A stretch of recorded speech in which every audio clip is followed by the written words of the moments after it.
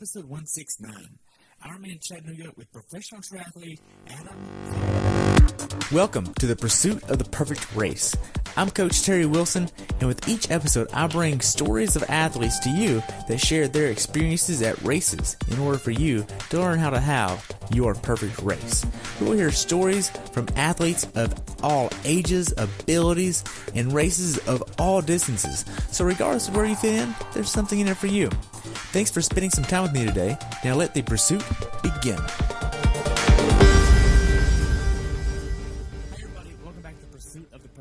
Today I'm talking with Adam Feigh about his recent race at IRONMAN Chattanooga that took place on September 30th, 2018. He had a time of 7 hours, 45 minutes, and 18 seconds. The swim was canceled, and he placed 6th in the pro division. He's been in sport for 7 years. Welcome to the show, Adam. I look forward to hearing about your race. Thanks, sir. Yeah, great to be here. Awesome. So why did you pick Chattanooga versus some of the other races? Honestly, I had some other races picked, and then I sort of changed things at the last second. My original intention was to do the Augusta 70.3, but I was really liking the full distance, so I decided to switch that to Chattanooga, which was 1 week later. Okay. So how long have you been doing the sport? I know you've been in the sport for 7 years, but did you have a previous background in anything else? I was pretty mediocre before joining the sport. I ran track in high school. I didn't run cross country because I was a tuba player in the marching band. I never really had outstanding times or anything like that. Never went to a state meet or anything. I didn't even qualify for those. But I started triathlon in college, and basically just every year as I continued, I got a little bit better and a little bit better until I was at where I am now. So hopefully that trend continues. Wow. So how's your training going into this race? So it was a little bit spotty. It definitely wasn't what I would call ideal. I think my result, I was pretty pleased with, despite some of the lead up. I actually got sick just a couple weeks before, which sort of forced an early taper for me, which is really unfortunate, but luckily I had a lot of good training, which was pretty good, I'd say, leading into that. So I was really able to just bank off of some of that fitness. Okay. So what kind of plan are you using? I'm coached by Jesse Vondracek. He coaches with Top Step Training. He's based out of Tucson, Arizona, so he makes all my stuff. We have, weekly calls. He checks in, makes sure I'm not burying myself into a hole, which I'm, if I were on my own, I would definitely do. So he keeps me in check and gives me smart plans without getting carried away. Wow. So what was the longest swim, bike, and run that you did going into this race?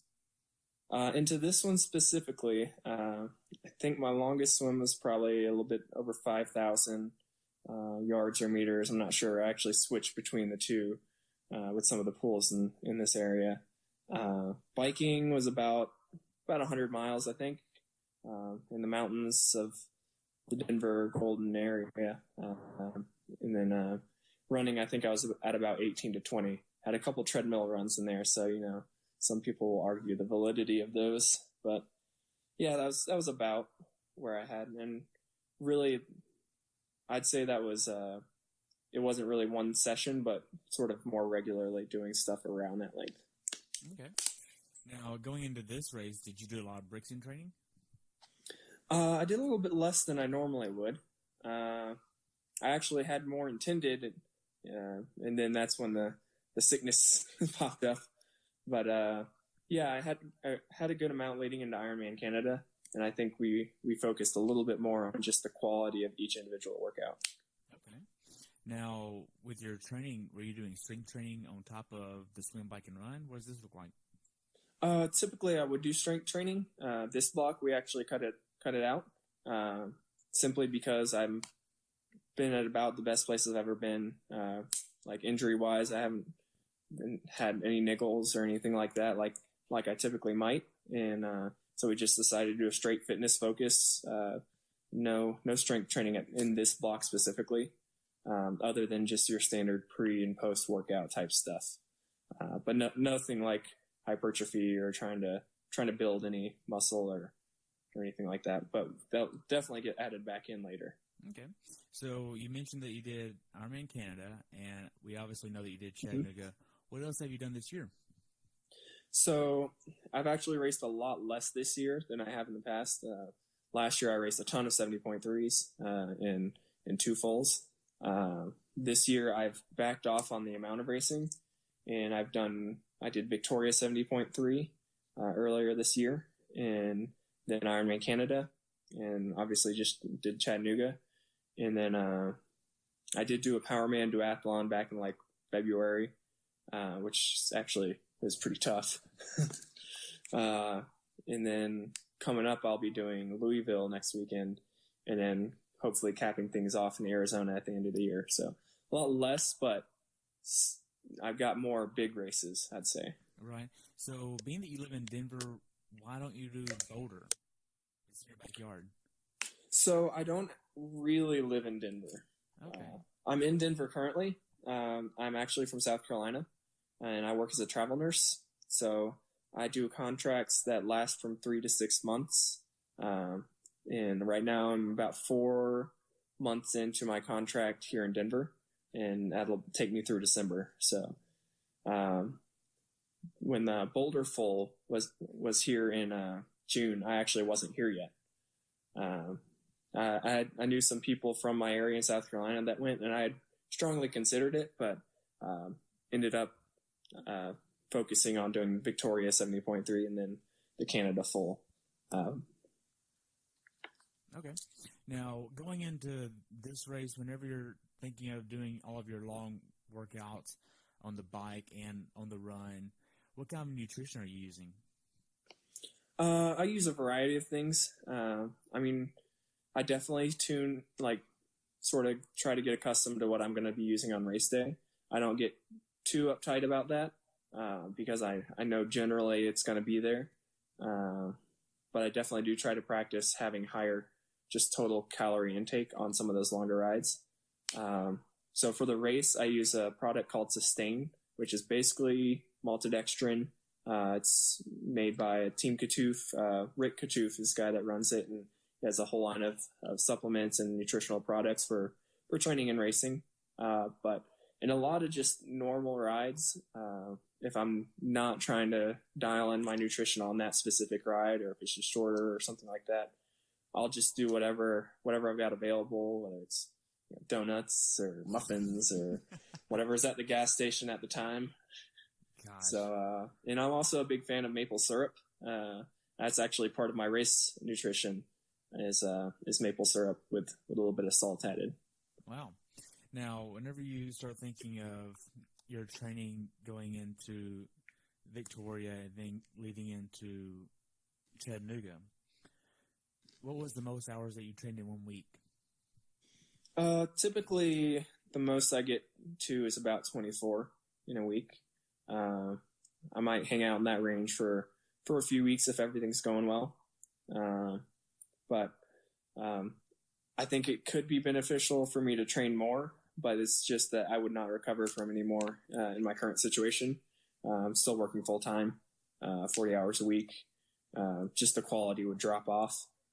But that's about the peak of where I would get to.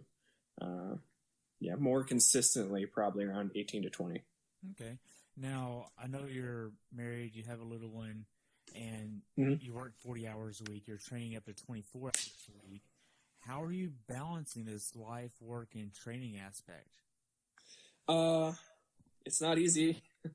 Definitely sometimes it does get out of balance. My wife helps a lot. So she's able to travel with me. So she's here in Denver with me, with our child, Charlie. She's 5 months old.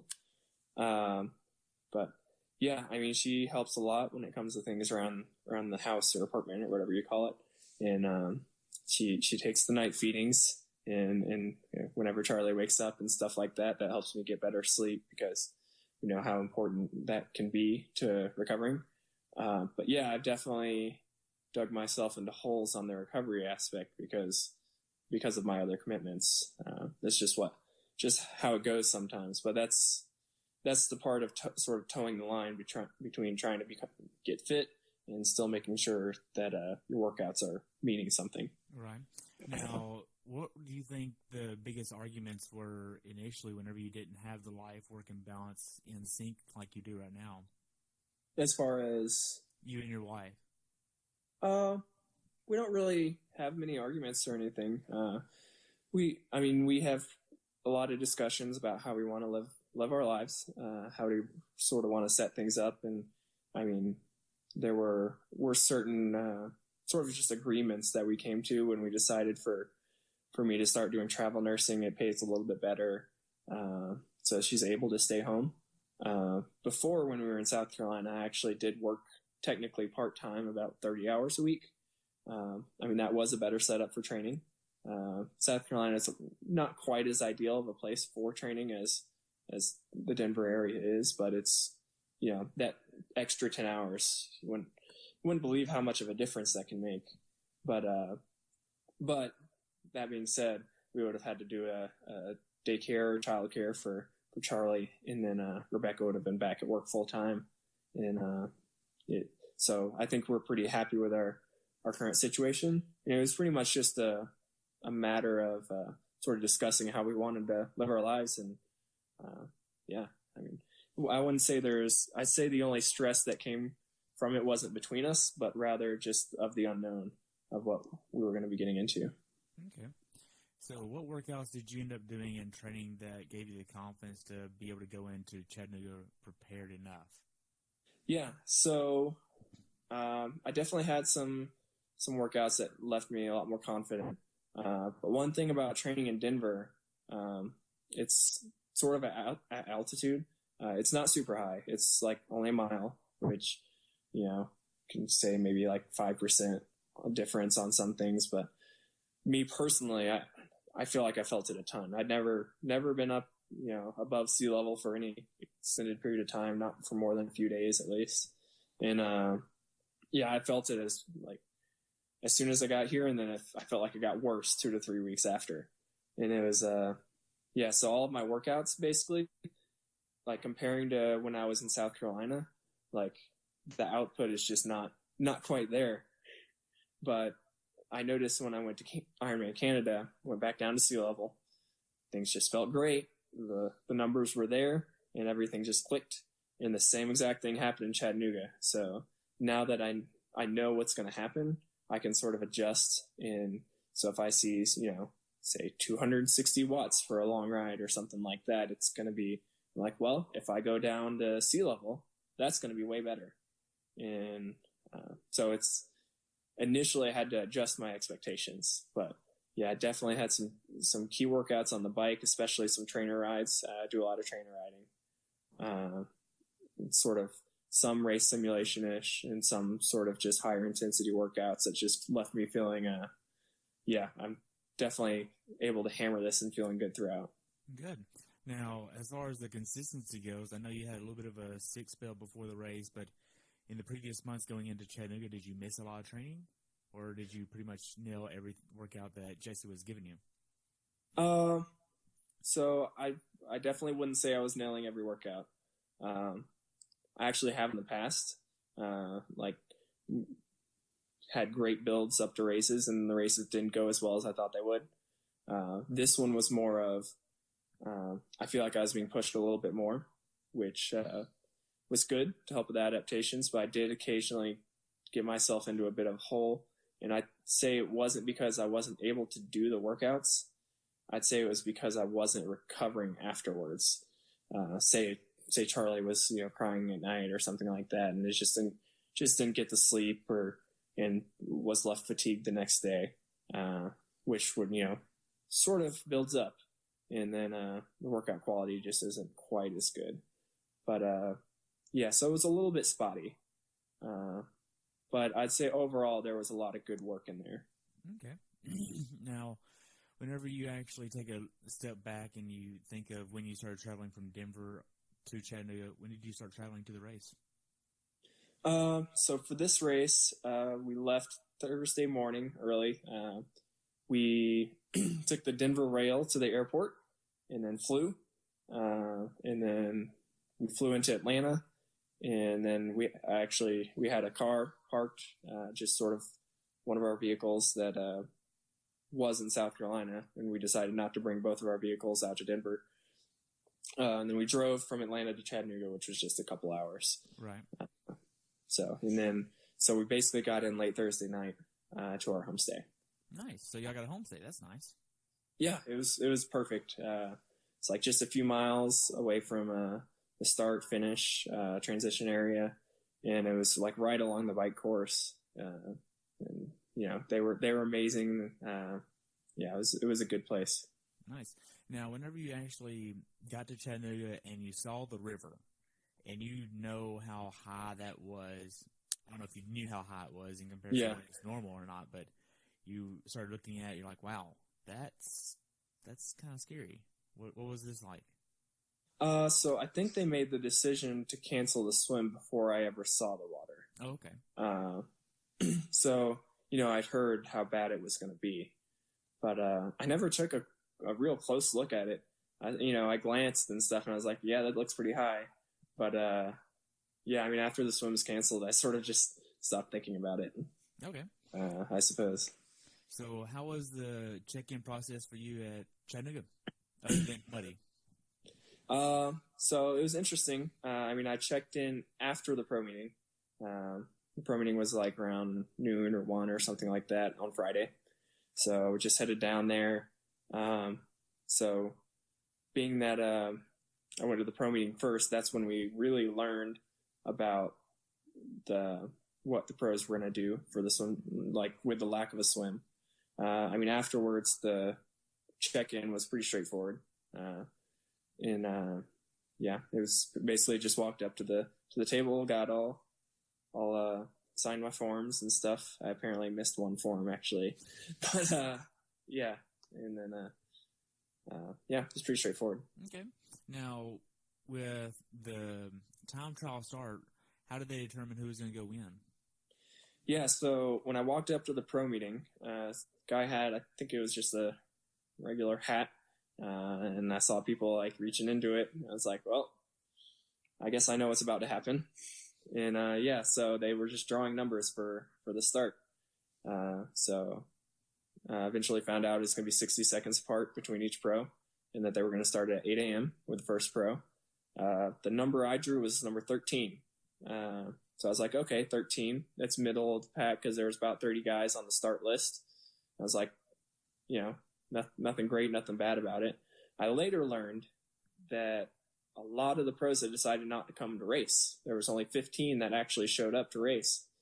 So my number 13 turned into a number 4 because apparently everybody else had just drawn really high numbers, and they just had too many numbers or something. But wow. So I actually started at 8:03 a.m. in 4th position, 60 seconds behind the previous male. Wow. So the day before the race, you go and check in your bike and all this fun stuff. How was this process for you? I actually decided to not check in the day before. I actually rolled my bike down from my homestay the morning of. Okay. I don't think I went. Yeah, I didn't even go to the transition area the day before. I just sort of hung out at the homestay most of the day. Okay. So what kind of nutrition are you trying to get the day before the race to prepare you? That's something I've been playing around with some. I definitely haven't really nailed it down.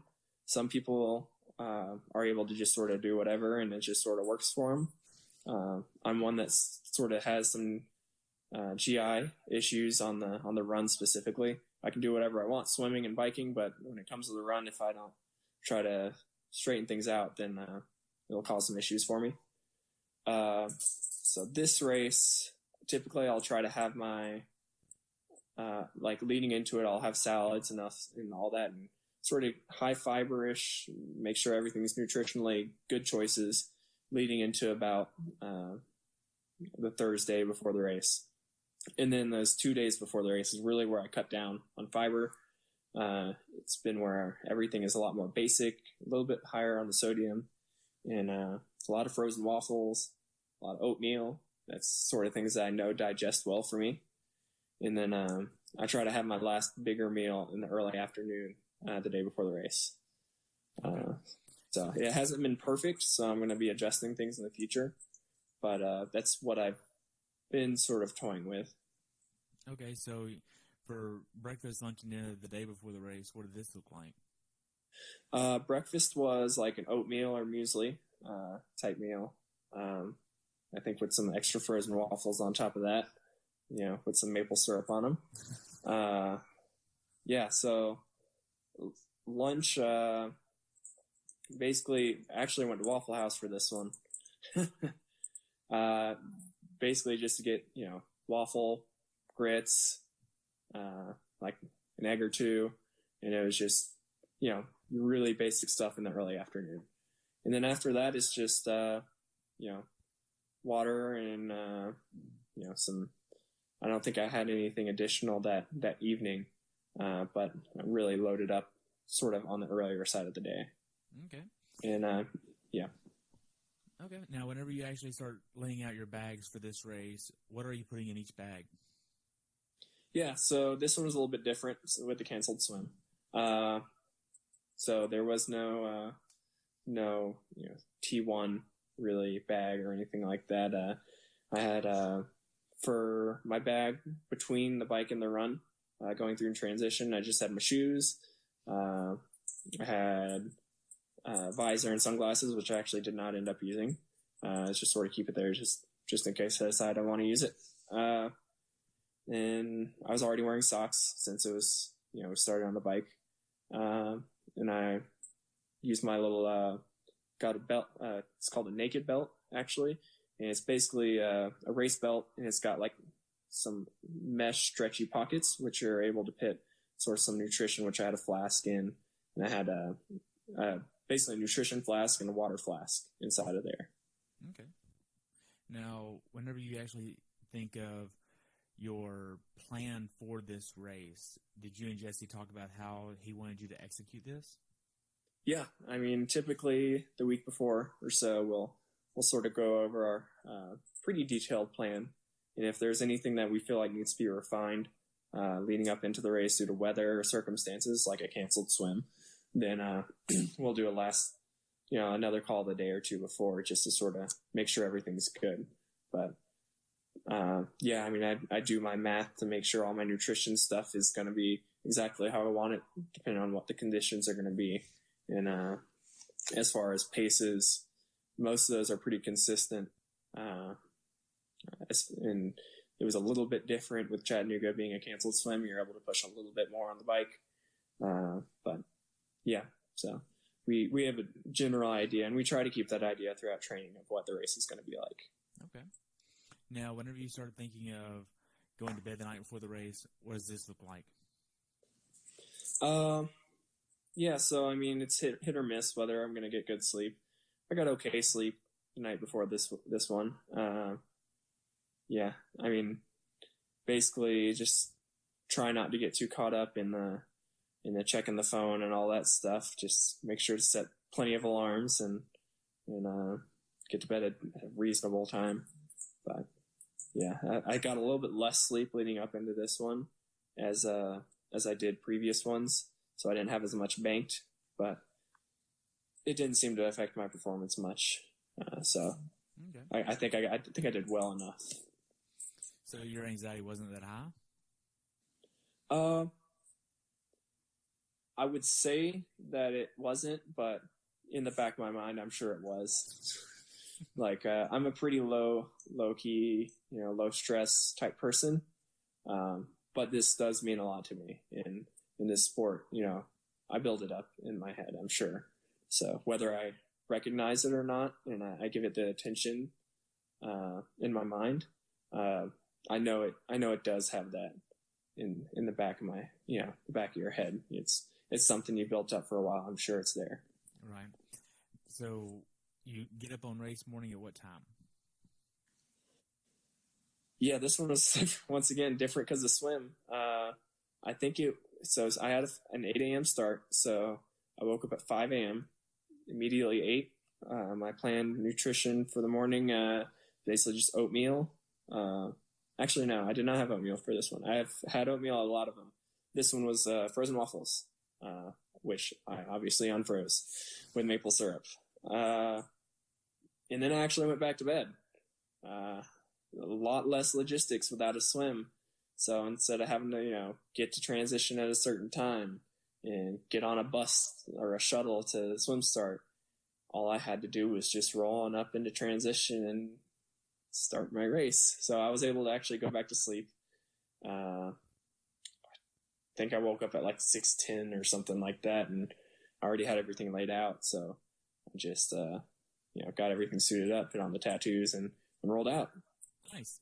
So I remember following you at the actual race, and your kit looked kind of weird. It's kind of unique because nobody else is going to have that kind of kit. Walk me through what this kit looks like.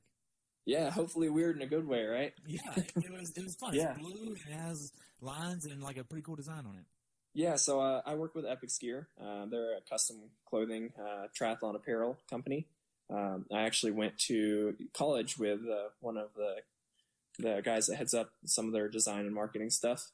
And so the previous year, they'd had a design called the Super Aero Kit. And it had the like initials SA standing for Super Aero, like plastered all over it, sort of in like a cool car design type design. And it was I thought it looked really cool. Even though that one was more of a black and white with a little bit of red, it just stood out. Like if anyone was looking for me at the race, they could just see it. So what I decided to do for this year, I said, well, I want something a little bit more custom, rather than just the basic design scheme. So we decided to make it super custom and put my initials all over it. So my initials are AF, so we called it the Triathlon AF suit, which, Yeah. So yeah, I mean, it's super noticeable. I think that's the biggest part of it, is that if someone's looking for me on the bike or the run or even the swim, really with the sleeves, as long as it's not wetsuit legal, you can pick it out. It's super contrasting. The blue is like a pretty dark blue, and then the white sort of contrasts against that. It's definitely not one that's just going to blend in.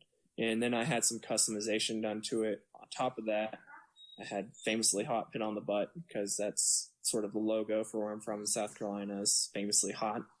I had a palmetto tree and crescent moon, which is once again palmetto, South Carolina, on the front. And then I had a sort of a subtle cross on one of the breasts, just sort of embedded into the design. So everything on it was just super custom to me, and it had, a few of my sponsors on the back. It was I really liked how that one came out. Nice.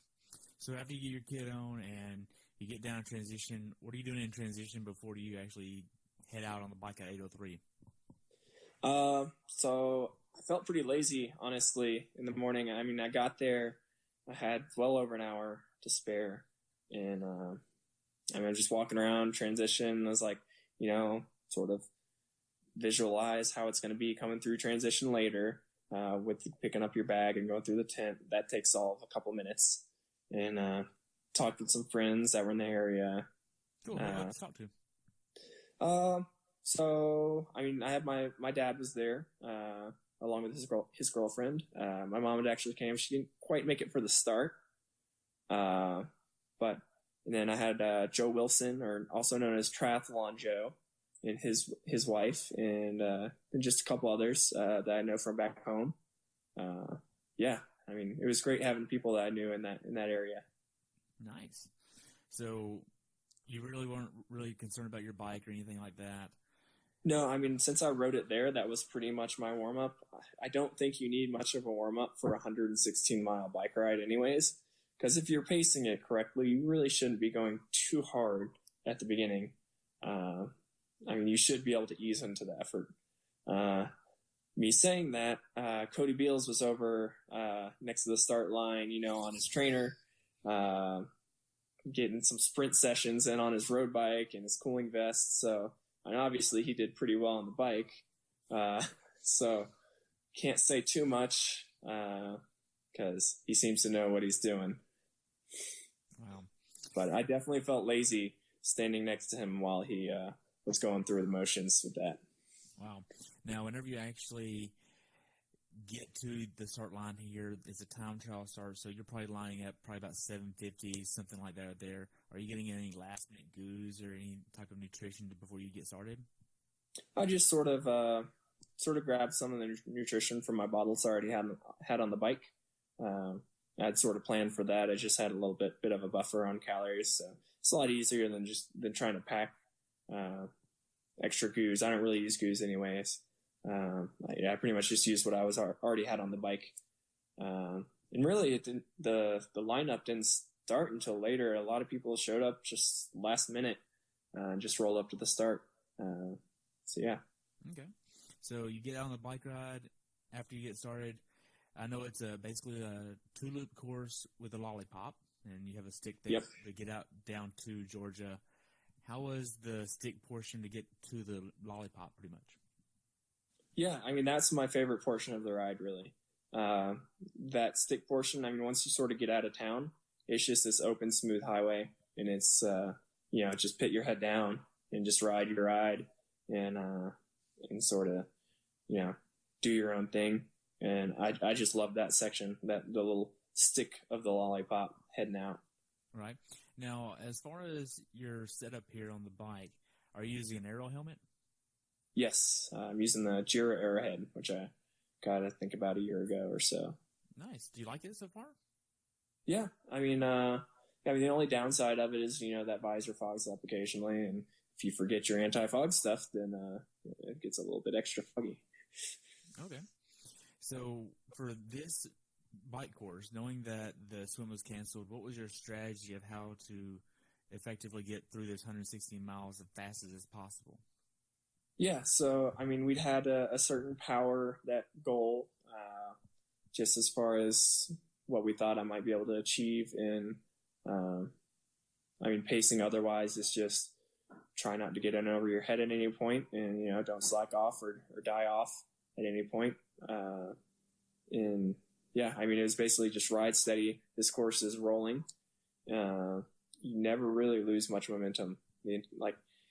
At least the speeds I was going, there were hardly any hills that really slowed you down enough to knock your speed down. So it's just all about riding steady and riding your own race for the most part. Okay. Now, with this, are you going to hit a normalized power, a 3-second average power, a certain cadence? What does this look like? Yeah, so I don't look at cadence too much. So my normalized power goal for the race was at about 270. I don't really look at average power, and then I've got, the 3 or 10 second showing on the computer. I mainly use the power as sort of a confirmation. So I'm going to ride how I'm sort of going to ride, and I'm just going to make sure that it's not telling me, oh, you're going too hard right now. Even if you feel good, this might not feel great later. And, so I'll basically check back in with it. And, I actually ended up, riding a little bit harder, or I'll say faster than I intended, because everything it just sort of clicked on race day. And, I was heading out that first portion at like 290 watts, and it was like, this is great. I mean, I don't know if I'm going to feel great 4 hours from now, but, and I actually intentionally let my power drop because I was a little bit nervous about how the run would go. And I ended at like 274, I think it was, or something like that, normalized, which is definitely higher than, a little bit higher than I typically would. But, I have a new setup on the bike that's a little bit, I would say less aggressive, but I'd say it's more power producing, a lot more efficient. But yeah, it's definitely a lot more comfortable. What do you mean with the new setup? So I was on a Trek Speed Concept for a lot of years, just sort of a setup I had from when I was getting started. And recently I sold that. It was getting a little bit older, and I picked up a Ventum. I wouldn't say I started from scratch on the fit, but I definitely changed some things up. And it's just allowed me to get into a lot better position than I was before. Before in long races, something like, whether it's my low back or like hips or something would always pop up at the end of a long, hard ride like that. This one, nothing at all. My fit is like, it felt pretty dialed in the whole time. And I'd say the only thing I felt by the end of this ride, was just, my muscles were a little tired. It wasn't anything that was holding me back. Okay. Now, I know with your nutrition plan, you're willing to hit 450 calories on the bike per hour. Yeah. So how are you able to hit this many calories per hour and carry all of this with you? I mean, I know you're only on the bike for about 4.5 hours, but if you think about it, that's more than 2,000 calories. Yeah. So for this race, I used purely Sustain, which is the product I talked about earlier, Team Katouf. It's pretty much straight maltodextrin. It absorbs super well for me.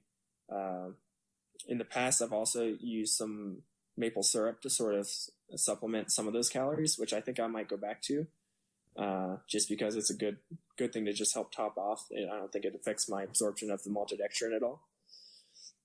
But yeah, I definitely felt like I was on my limit sometimes throughout the day on how much I could absorb, but I never got any gut rot or anything where I was too far in. So that was good. But basically, I've got the Ventum bottle, which holds 1.4 liters. I had about 2 hours worth of nutrition in there, or just 2 hours or just over, really.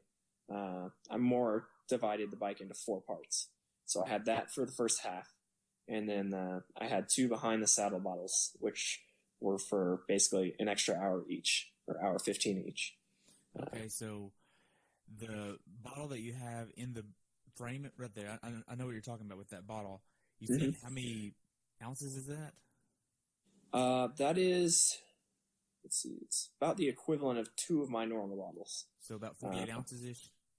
Yeah, somewhere in that range. I'm not great at the metric conversion, but yeah, it's basically 2 bottles worth for me, 2 large bottles. Gotcha. So how hard is it to clean that bottle, being that you're putting nutrition in there? I mean, for the most part, I don't often put nutrition in there, just in daily training. I'll just have my nutrition bottles be the ones that are behind my saddle and use that for hydration. But it's definitely not that difficult. I mean, all you got to do is unscrew a little thumb screw at the front, take it off, and you just rinse it out. And that's it. I mean, you've got the straw. You got to make sure the straw doesn't get too dirty, or obviously don't leave sugar hanging out in any plastic straw because it's just going to grow mold. But the same goes for anything. And yeah, it's got a sizable hole to be able to refill it, which I did a ton during the race. And then you just rinse it out. Pretty straightforward. Okay. I mean, it doesn't seem like it's that concentrated. Maybe like 900 calories in the bottle frame, and then about 450 calories per bottle in the back. Is that about right? Yeah, I think just maybe slightly over, just because it's 4.5 instead of 4 hours. So, but yeah, I mean, it's pretty close. It does get a little bit thick when you're starting out. As it's definitely a little bit thicker than just normal water, normal Gatorade or something like that. But as I went, I was able to dilute it down with water from aid stations, and that helped it come out nice and smooth.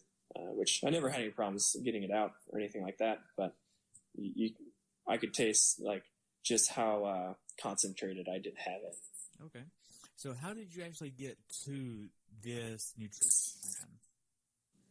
Yeah, so I have changed my nutrition plan a lot in the past, just trying to figure out what my stomach would handle, not necessarily on the bike, but what would bode well for me on the run. So earlier, before I was professional, I tested a ton of different things, Gatorade, Cytomax, all Infinite, all the different kinds. It's just, and then trying the Sustain. While it doesn't have the electrolytes itself, I just noticed, like, strictly as calories, it doesn't have any flavoring, so that doesn't mess you up. It just digested really well for me. Like, in training, I never really hit my limit. I've never tried to push it that far in training. the maple syrup, which I didn't use on the bike, but I did use on the run this time. It has a good fructose amount to it, as well as simple glucose to be able to digest well. On top of that, maltodextrin, it uses a bit of a different pathway. And that's something I'm going to go back to on the bike, is just to have that extra one maybe 200 calories an hour, probably closer to 100, just to really be able to top off. But I mean, basically Ironman, I mean, you want to be able to take in as many calories to try to keep yourself from being in a late race deficit, without, giving yourself GI distress. Right. So wherever you can safely keep yourself comfortable, but still fuel really well, it's going to be where your best bet's going to be. Okay. Now, as far as the bike ride goes, I know you're pretty much at the front of the pack. Literally, you're the first one on the bike course here. Yeah. How was this feeling for you, like literally leading the race at the front of the race, at least for a little while? That was amazing. I mean, I've never been a great swimmer. I'd say I've gotten to about the average level now, where I come out of the swim about where I'm going to finish at. But it's definitely not first pack. So I never really am at the front of a race, unless it's just a really small race. And, so yeah, being able to start fourth, they had motorbikes, following the first four athletes. So about 20 to 30 minutes in, the motorbike joined, just sort of rode right next to me. They were really professional. They never tried to talk to me. I never really tried to communicate with them or anything like that. They never got in front of me, never blocked me. I mean, there were parts where the road was bad. They definitely got out of the way whenever that would pop up. But yeah, I mean, they were next to me for a while with that Facebook coverage that Ironman's been doing, and that was really cool. Nice. Once they did pull off, I knew that essentially meant that I wasn't in fourth place. I'd probably passed the timing mat or something like that, and that I'd probably dropped back. And looking back at the tracker, I was in like 11th or something like that through the first timing mat. But yeah, looking back, a lot of people did not pace that bike ride appropriately, for sure. That makes sense. And now, as far as the bike ride goes, to actually talk about this course I did the 70.3 there earlier this year. I did the full there in 2015, so I'm pretty well aware of the actual course itself. But yeah, there's a few railroad tracks in the very beginning. But other than that, how was the road quality for you? I'd say it was relatively good. I was actually expecting it to be a little bit worse. I mean, you definitely didn't. There were sections where you didn't want to just put your head down in fear of something popping up and sort of giving you issues. But there were a lot of places where it was just smooth sailing. And if there was an issue on one part of the road, typically it was just on one little spot and you could just avoid it. So, I mean, otherwise it's pretty good. Nice. Now, for the aid stations, did you have adequate time to get what you needed and throw away what you didn't want? Yeah. So I was a little bit rusty on my bottle grabs, so I probably should have brushed up on that some. So on some of them, I didn't get a bottle until towards the later end, which gave me a little bit less time to sort of fill my Ventum bottle. But yeah, I mean, it was never terrible. The only issues I ever had was sort of on that second loop with the age group field. Occasionally, it would just simply be too crowded, and I wouldn't be able to get to a bottle because other people they were grabbing theirs, and I opted for not slowing down enough to grab one. But that happened probably 2 or 3 times. Wow. And I wouldn't fault them for that. It's almost unavoidable. Right, especially with the looped course. I mean, at least it's not like Canada, right? Oh yeah, Canada, as far as congestion was definitely worse than Chattanooga. Right, that's what I heard from all the people I interviewed for that race. It was just that they definitely need to change something there for that course. Yeah, especially when you're having that late ride fade. If you're really hurting on the ride and your focus is drifting, it gets tough.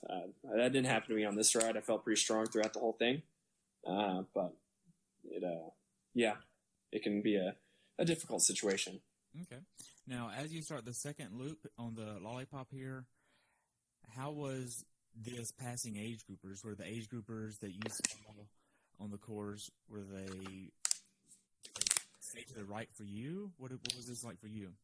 Yeah, I mean, I'd say 99% of all the athletes out there were doing what they were supposed to do, and everything was pretty good. A lot of the time on the second loop, maybe half of the time on the second loop, I was following another athlete. Had good space and all that stuff, but just age groupers sort of knowing that some of the pro field's coming up. It's like, oh, someone just passed me at 28 miles an hour or whatever it is. And it's like, I need to get over. And that left the path a little bit more clear for me. So it made it so I could ride a little bit steadier than if I'd been on my own as much.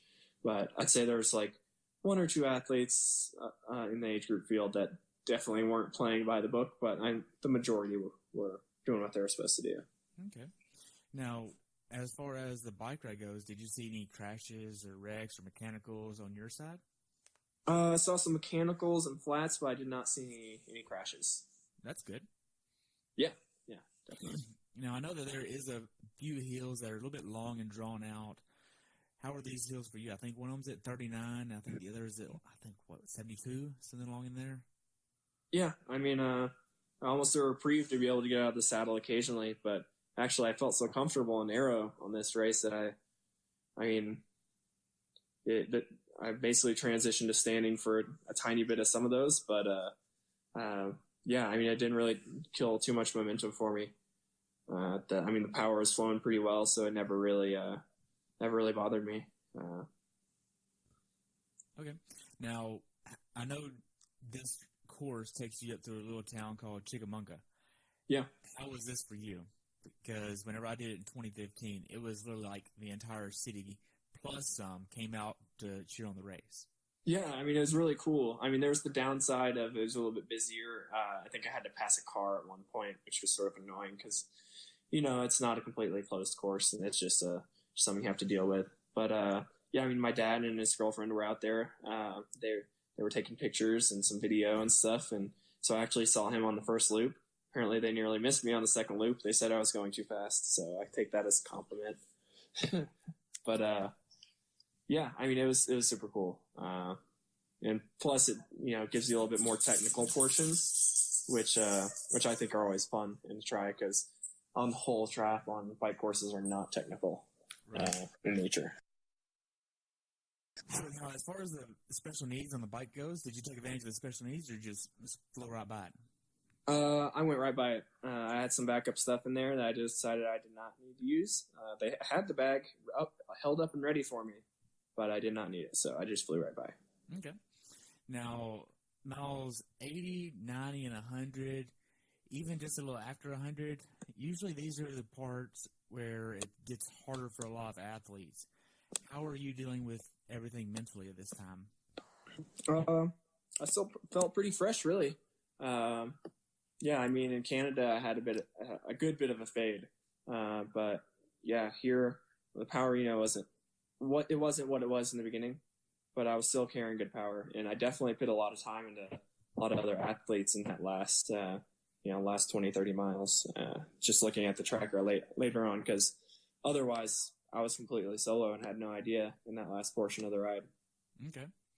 Now, the last few miles of the bike ride, you're heading back into town, passing over the railroad tracks, getting ready to come down the little hill before you get to the bridge to get rid of the bike, basically. How was your preparation to get off the bike? Were you increasing your cadence some, lowering your power, raising your power? What was this like? Hey, everybody. I just want to say thank you for listening to the podcast, and I just want to let you know that I've enjoyed having so many people on this show, and I couldn't really do it without your support. Thank you so much for tuning in, listening, and being a part of what I'm doing.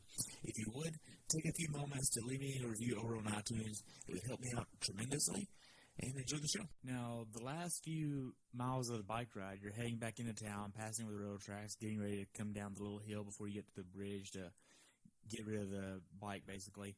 How was your preparation to get off the bike? Were you increasing your cadence some, lowering your power, raising your power? What was this like? Yeah, considering I was solo and I didn't have anyone around me, like literally nobody in sight, even though some of those highway stretches are pretty long.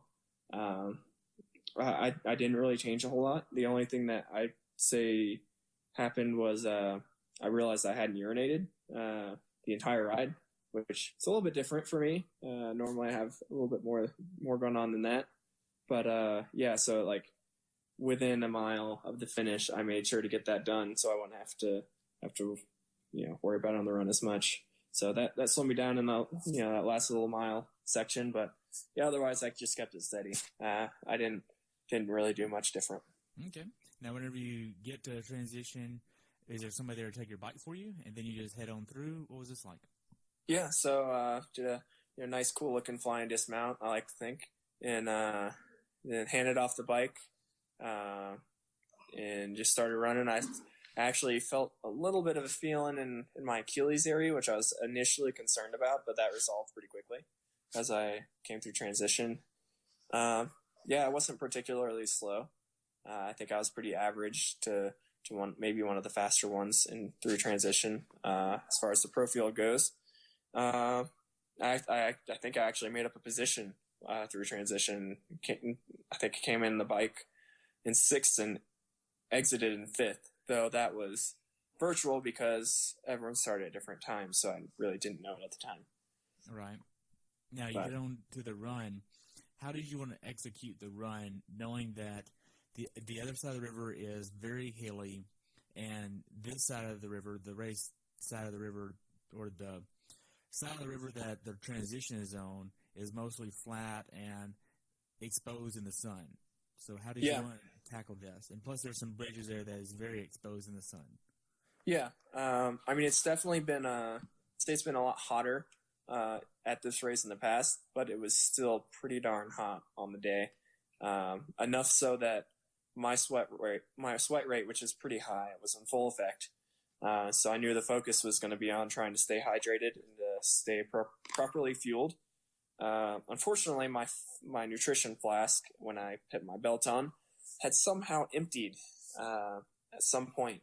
And so I basically had an empty flask going on. So I did have to adjust and take some on-course gels.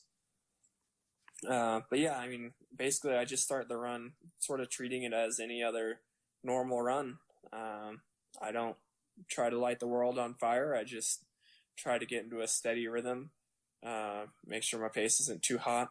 I felt relatively good coming off the bike.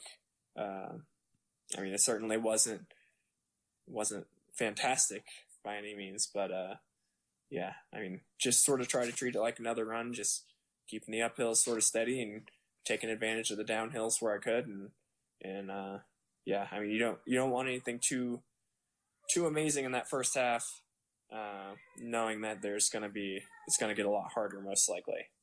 Right. So you had to have a plan B for the nutrition on the run.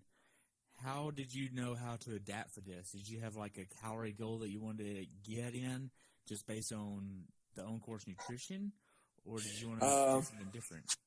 Yeah. So by that point, as the ride was over, I'd sort of been pushing my limits a little bit on how much I could take in nutritionally on the bike to set myself up for a good run. So at that point, I was sort of going with what I felt like I could take in and still absorb appropriately. I mean, traditionally it'd be in the realm of probably 200 something calories an hour on the run for me, just because I know I can absorb a little bit less on the run. But yeah, I mean, with my flask basically empty, I just grabbed gels occasionally at the aid stations, which are always well stocked. And I mean, the first loop, they definitely weren't crowded. I did have another flask in my special needs bag for the second loop, so I knew I could probably count on that, assuming that one didn't leak too, which it did not. So yeah, I was basically just getting through the first loop. But I'd say for me, the hydration part is probably more important than the nutrition part during the run, as long as I've set myself up well off the bike. Right. Now, during miles probably 5 through 12, did you experience any cramping, GI issues, or anything like this? Because that's basically the later portion of the first loop, right? Yeah. So I will say prior to that, just a few miles in, I did have to take a porta potty stop. That is why I say that my pre-race nutrition isn't quite what it could be, just because I find that I have had some residual, something in the gut that the first few miles of the run, typically, I just have to make that stop. But once I make that stop, everything feels great afterwards, and my hips sort of open up, and everything feels amazing. So, at least I've got that going for me. But, as far as miles 5 through 12, things definitely got difficult as far as effort level. I never had any cramps throughout the entire race. I'd definitely say I was probably on the drier side of what I would have wanted, for hydration, but that's simply just because it's so hard to keep up for me, with my sweat rate. Right. Now, with the support and the volunteers on course, how was this for you? Oh, it was great. I'm not going to say like the course was lined with people cheering all the time or anything like that, but volunteers were always on top of it. They always had things ready, cups out, gels ready.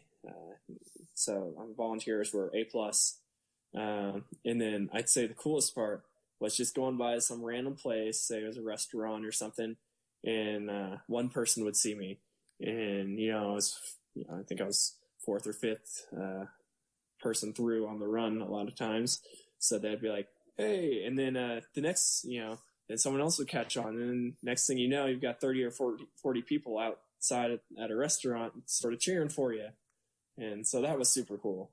I'd say a lot of the special moments were ones like that. Wow. Now, for the 70.3 there earlier this year, they had an aid station called Chattanooga. Did they have this here? I didn't recognize it if they did. Oh, I don't think you could miss it if it was there, because, it's displayed everywhere. It's like a whole island-themed aid station. It's pretty cool. Well, they definitely had some sort of cookout going on Barton Avenue, which is the big hill, and they were having a good time. I didn't notice any Kona specific theme to it, but they were probably having a better time than I was at that point. Wow. So after you get through the special needs on the run, you're hitting the later portion of the run, miles 13, 14, 15. Where usually a lot of people have the mental demons to come out and play. How are you holding up? Yeah, I feel like I'm less of a consistent runner than a lot of these guys, just because, you see these guys running, they just look so strong. But, the second half is definitely where time is lost and time is gained. So in Ironman Canada, I held up pretty well compared to the competition. Especially with all the heat in the hills, and this one definitely had the heat in the hills on that second loop. So it's not really a matter of necessarily running your half marathon personal best, but just holding up better than the guy next to you. Which coming through the halfway point was the only point in the race where they had a board and it showed you your splits compared to your competition, like according to the tracker. So otherwise, I was like, well, I know I'm running in like fourth or fifth or something like that with how many people are up the road, but I don't know where I am actually in the race since it was a time trial start. So when I saw that board, I was in 7th place, but most of the people behind me were not far behind me. And then the guy in front of me was also not very far in front. So it was definitely a reality check that there was no time to be walking or stopping at aid stations for too long or anything like that. It was a gut check to keep trucking along because people were out to get me. Exactly. Now, as far as from a data perspective on the run, what data screens are you looking at on your watch, or are you more going off of RPE, confirming it with data? What does this look like? I would say the latter. Mainly going off RPE, occasionally looking at the watch, checking the pace.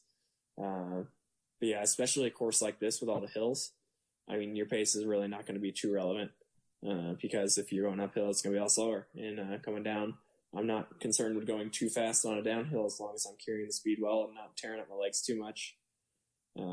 It's basically just trying to keep the effort steady occasionally I'll peak at heart rate, but that's influenced by so many things, including hydration status, which I'm pretty much already doing everything I can to mitigate any losses. So, okay. So let's just take an example here of being that you're going off of RPE. How would you know to adjust something that you're doing on the course as far as your pacing or RPE?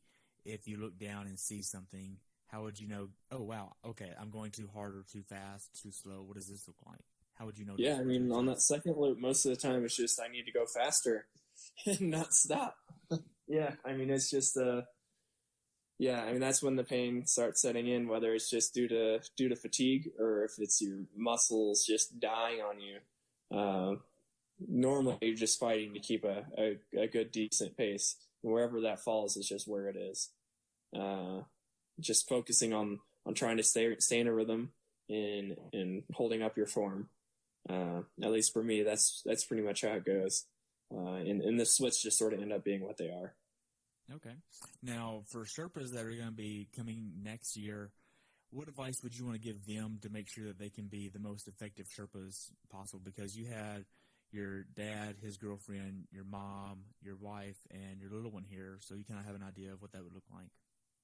Yeah, I mean, on the run, I've got to say, the only person I noticed was my wife at the halfway point.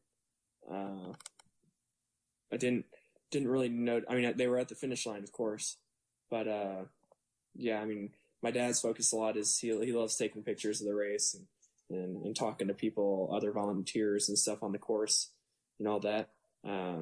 So yeah, I don't rely on them too much for splits or anything like that.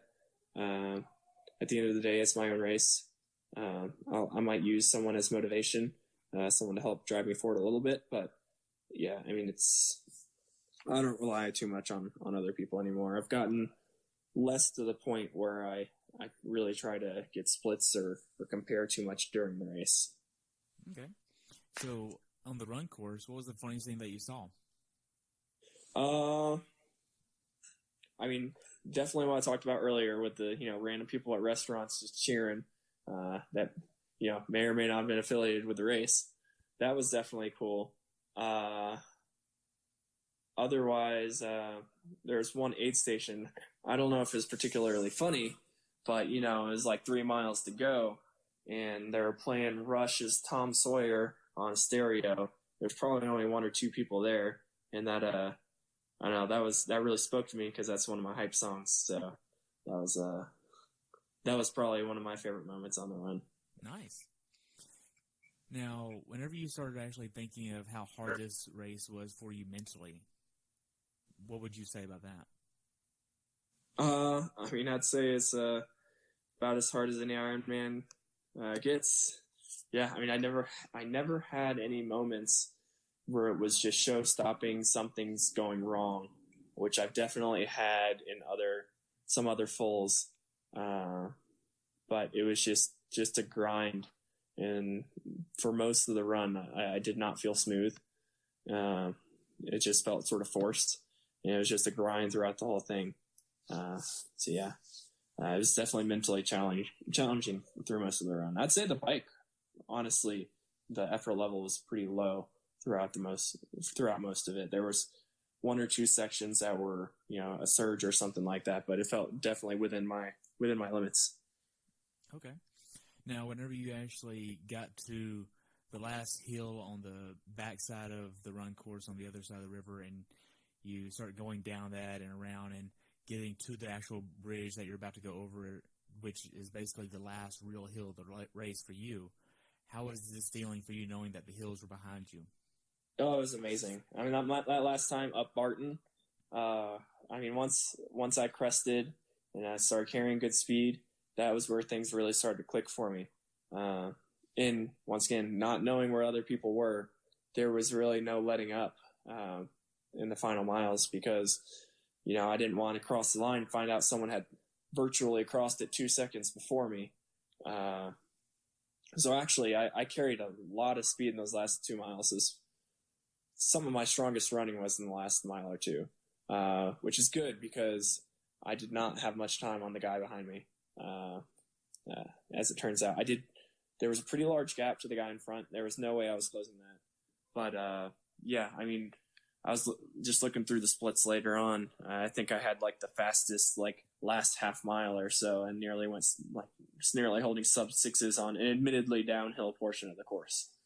Wow.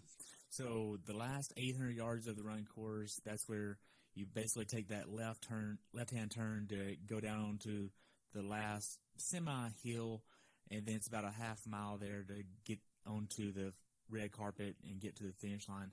How was this experience for you? That was amazing. I mean, I was, I don't know why, but I felt great.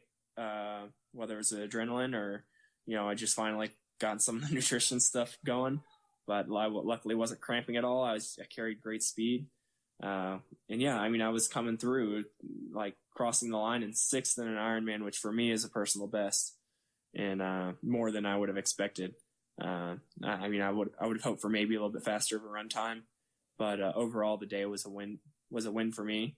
And yeah, I was really happy. I was, and just really hoping no one was going to come right behind me and virtually take my spot, which did not happen, luckily. Now, I know I saw a picture on, I think it was your Facebook, where it looked like it was literally right after you finished the race, where you had your head down and your wife and Charlie was there. Yeah. Yeah. So, I mean, I crossed the line after, taking a few seconds to sort of regroup after, trying to take that last part really, really hard. I mean, that's the first thing I looked for was my wife and Charlie. And then I found them, basically just bolted on over to them. And, yeah, I mean, we were all really happy because, I mean, she works a lot to make this possible for me too. So it was, a good day for me. It was a good day for her too. Wow. Now, after you finished the race, what'd you do next? Head straight to the massage tent. That's what I did. Yeah.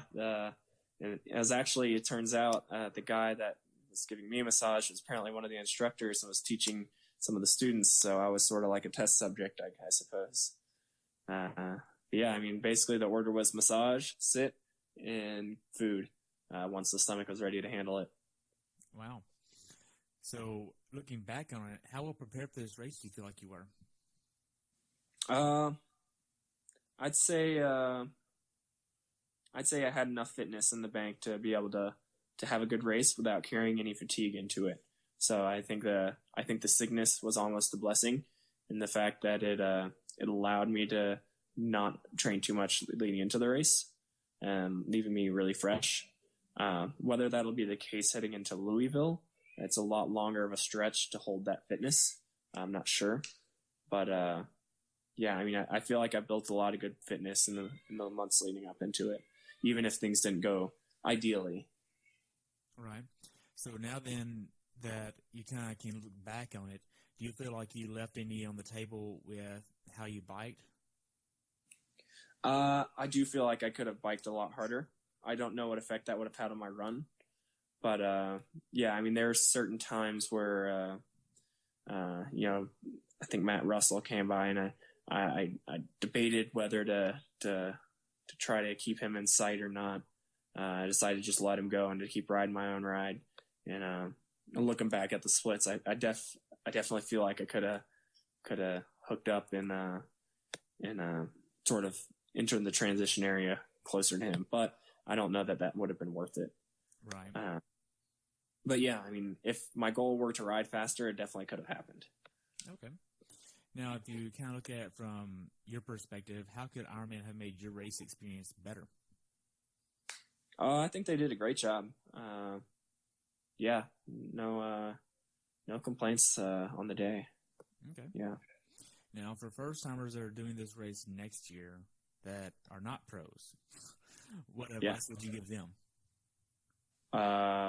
It's a tough run course. I mean, save energy. Don't expend yourself on that course. Don't be the first 20 mile champion. Take it out. Stay steady. The hills on the ride are such that you should not be trying to power up them. You should just try to carry some momentum, and then when you got to shift to the little ring, you got to shift to the little ring. and just keep some in the tank. Okay. Now, on a scale of 1 to 10, how logistically complicated was this race for you and your wife? The race itself, not complicated at all. Put it at a 2, especially with the canceled swim. Travel to and from, I give that a 7, 8. We'll call it an 8, just because of the many modes of transportation we chose to take to get there, which, it's in part due to convenience, in part due to just finances and what's going to be best there. So, okay. So we covered a lot about your race. Do you have anything else you want to add? Not particularly. I mean, it was definitely one of my highlights of the year. I feel like so far I've only been improving at this distance since I've started it, and I'm really looking forward to see things keep improving. Hopefully, I know there's definitely going to be some stronger fields potentially down the road. That position might not always be as good, but I mean, as long as I feel like I'm still growing, I'm going to be really happy. Nice. So I know you're doing Louisville later, like next weekend, actually. What are you doing after Louisville? After Louisville, my plan is to do Ironman Arizona. That is towards the end of November, the weekend before Thanksgiving. So that gives me not a whole lot of time. I mean, probably just enough for a short little block. But yeah, it's definitely not a huge amount of time. And then that's basically ending the season for me. Take a bit of a break, and then start rebuilding some base. Okay, so next year, have you thought about next year yet? Not a whole lot.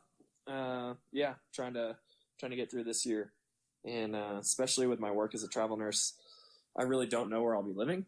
I do know that where my next assignment will be. I should be in Tucson for that. So I'll probably be there through sort of April timeframe, but definitely keeping things more flexible. Wow, that's where Jesse lives. It is. I mean, I'm going to be super close. He lives literally like a mile or so from where the hospital I'll be working at. For me, a lot of my training comes down to what's most convenient. It's not necessarily, I don't always get super scenic rides. I get trainer rides that get things done. Sort of setting up my training and, making sure the pool is nice and close to me and everything for every assignment it's really important to make sure I have that, or I'm just not going to be able to get things in well. Right. Now, I know you've been under Jesse for a little over a year now, or just about a year, and he also had a little one right at the early part of May, right? Yeah, he sure did. Frankie Susan is about 2 months younger than Charlie. Wow. Jesse keeps pretty busy also being a pro focusing on Ironman racing, and his wife is also super busy. I think she's about to return to work shortly. I wouldn't be lying if I didn't think that my wife might nanny a good bit and sort of help relieve some of the load. And there's a ton of other pros that train in the area over the winter. So having that community is going to be really great. Yeah. So as far as races that are on your bucket list, you've been in the sport for 7 years. What races are on gosh, I can't talk. What races are on your bucket list? Yeah. I've got some of the traditional bucket list races that I haven't done yet that I'm really considering. I haven't done Wildflower. I'm going to be a lot closer this year than I was any other year living in South Carolina. So that's, if things work out, then hopefully, eventually I want to do Challenge Roth or Challenge Roth, however you pronounce that. But, whether it's next year or another year, I try not to get caught up into doing the same race over and over. It's for the same reason that I try not to do the same assignments with my job over and over, and because my wife and I, we like moving around, like trying to figure out where we want to end up, and just seeing different things is a lot of the fun right there. Okay, so being that you like maple syrup and stuff, why don't you want to Lake Placid? Is like has to have a lot of maple syrup? So for winning the race there or getting on the podium, you actually get maple syrup. Well, if it follows the same trend as previous years, that should be a male-only pro race. So, I mean, it's definitely a consideration. It's a pretty hilly course, and I'm not the lightest of climbers. I'm not heavy or anything like that, but I mean, there's certainly some climbing specialists out there. But yeah, I mean, I did do 2 Canadian races this year, so I feel like I got my quota of maple syrup themed races. Wow. Well, Adam, thank you so much for coming on, spending some time with you today. To wrap up, I only have 2 more questions for you, and how can people follow you? Yeah, so I've got a few methods of social media, some of which I keep up with, and some I do a bit of a worse job. But yeah, I mean, I'm on Facebook. I don't have any special pages on Facebook. It's just me. Add me as a friend. Even if we haven't, formally met, I'm a pretty friendly dude. So I don't mind having an extra friend on there. It's not like I'm reaching my limit anytime soon. But yeah, Instagram is just at Phiathlon. Just my last name and athlon. That's something I sort of came up with I think before my first race, I think I was like, hey, that's funny. And I did it, and it's just stuck for me. And then my blog, I keep a blog. I at least post once a race. And I try to do more, basically as time permits. Yeah, occasionally my wife will post on there. It's called phiathlon.com. And, yeah, I mean, I've got a couple other things listed on there about, some of the athletes I coach and some of the people that support me as far as sponsors and such. But yeah, I mean, I try to definitely keep a log of what my experiences are like traveling and in racing. Nice. Just not just for others, but for my recollection too, because I love going back and reading, what happened 3 or 4 years ago. Right. Well, Adam, I only have one more question, and that's to conclude the episode, and that's, what's your definition of a perfect race? Ooh, that's a hard one. I gotta say, I knew you were going to ask this one too. But, yeah, I mean, I'd say, it's very personal, but for me, it's any race where I go in with an expectation or a goal, and I just exceed that in one way or the other, whether it's physically, mentally pushing through something I didn't think was possible, or just really, really finding something else out about myself that I didn't know was possible, or yeah, just really pushing the limits wherever that may be. I definitely say, I don't know if Chattanooga was the perfect race for me, but yeah, I mean, finding out that I could place as well as that in a pro race and an Ironman, I was very satisfied. So yeah, it's going to be hard to find one that's perfect, but yeah, it's always an attempt to do that. Wow. Well, Adam, thank you so much for coming on. I enjoyed talking to you, and I will see you next weekend at Louisville because I will be there. Yeah, I'm looking forward to it. Meeting you in person, and it's going to be great. Yeah. Well, you have a good day, and we'll talk soon, okay? All right. See ya. All right. Thanks for tuning in today. I hope you were able to learn something from today's episode. If you enjoyed the show, please take a minute to leave a review on iTunes or share it with a friend. Be sure to subscribe so you never miss an episode. If you'd like to see pictures from this athlete's race, learn more about who I am, what I'm doing, or be on the show yourself to share your story, check out my website at CoachTerryWilson.com. Until next time, continue the pursuit.